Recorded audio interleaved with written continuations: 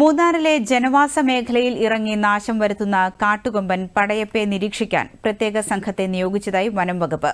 ആനയുടെ സാന്നിധ്യം സംബന്ധിച്ച് കൃത്യമായ വിവരം കൈമാറാനാണ് വനം വകുപ്പിന്റെ ശ്രമം. ഇതിനിടെ പടയപ്പ മദപ്പാടിലാണെന്ന് വെറ്റിനറി ഡോക്ടർ അറിയിച്ചു. കഴിഞ്ഞ കുറച്ച് ദിവസങ്ങളായി കാട്ടുകൊമ്പൻ പടയപ്പ മൂന്നാറിൽ കൂടുതലായി ആക്രമണ സ്വഭാവം പുറത്തെടുക്കുന്ന സാഹചര്യമുണ്ട്.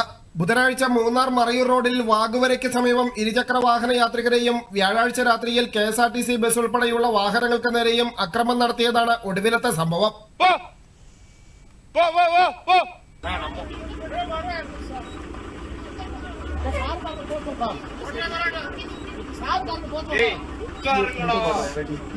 ഇതിന് പിന്നാലെയാണ് വനം വകുപ്പ് ആനയെ നിരീക്ഷിക്കാൻ കൂടുതൽ പേരടങ്ങുന്ന പ്രത്യേക സംഘത്തെ നിയോഗിച്ചിട്ടുള്ളത്.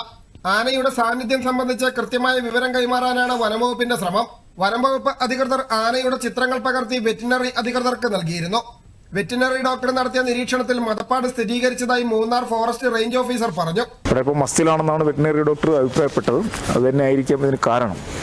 അത് ഇന്നലെ അങ്ങനെയാണ് സംഭവിച്ചതെന്ന് തോന്നുന്നു. കാരണം നമ്മൾ ഇവിടുത്തെ ലോക്കൽസിനെല്ലാം കൃത്യമായിട്ട് മെസ്സേജുകൾ കിട്ടുന്നുണ്ട്. പക്ഷേ ഇങ്ങനെ വിനോദസഞ്ചാരികൾക്ക് ഇത് കിട്ടുന്നില്ല. അപ്പോൾ അവർക്ക് വഴിയിൽ എവിടെയെങ്കിലും വെച്ച് ഒന്നോ രണ്ടോ പോയിന്റിൽ ഈ ആനകളുടെ സാന്നിധ്യം ഉണ്ടെങ്കിൽ അത് ഈ എല്ലാ വാഹനങ്ങളിലും ഒരു മെസ്സേജ് കൊടുക്കാനുള്ളൊരു സംവിധാനം 2-3 ദിവസത്തിനുള്ളിൽ നമ്മൾ ആലോചിച്ചിട്ട് രൂപീകരിക്കും. 5 പേരടങ്ങുന്ന സംഘം രാത്രിയും പകലും ആനയെ നിരീക്ഷിക്കും. കാട്ടുകൊമ്പൻ മൂന്നാർ ഉടുമ്പൽപേട്ട അന്തർ സംസ്ഥാന പാതയിൽ ഇറങ്ങുന്നതാണ് പ്രതിസന്ധിയാകുന്നത്. ദിവസങ്ങൾക്ക് മുമ്പേ ആന മദപ്പാടിലാണെന്ന് വനംവകുപ്പ് സ്ഥിരീകരിച്ചിരുന്നു. കഴിഞ്ഞ വർഷവും ആന മദപ്പാടിന്റെ കാലയളവിൽ വാഹനങ്ങൾക്ക് നേരെയടക്കം പരാക്രമം നടത്തുന്ന സാഹചര്യമുണ്ടായിരുന്നു. ദൂരദർശൻ ന്യൂസ്, ഇടുക്കി.